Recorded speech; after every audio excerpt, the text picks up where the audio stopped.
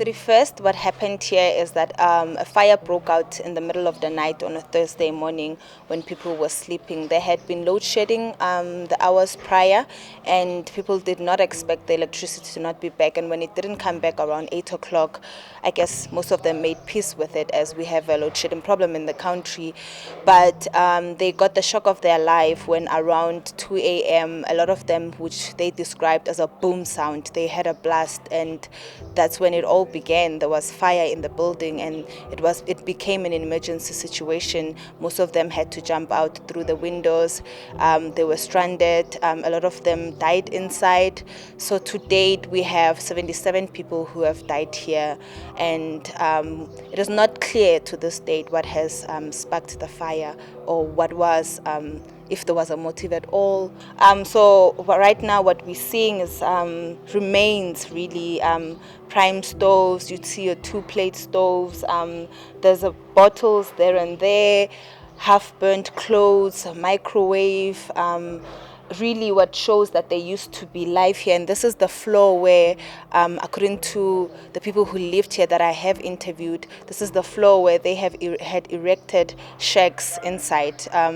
So all we have really is a pile of rubble.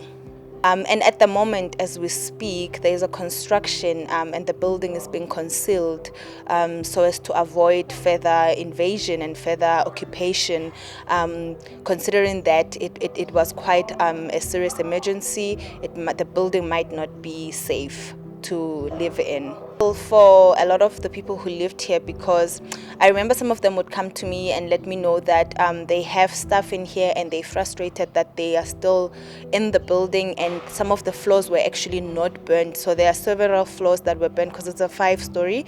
Some floors were actually not burned that badly.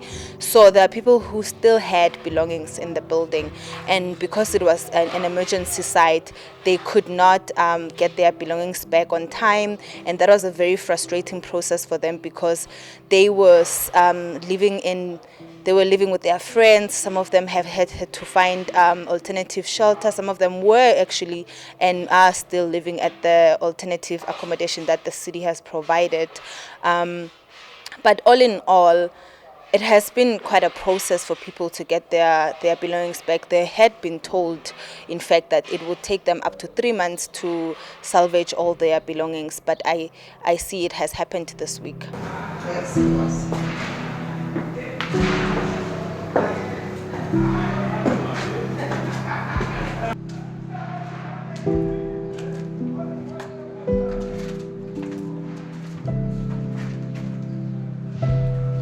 Let's release this thing as soon as possible.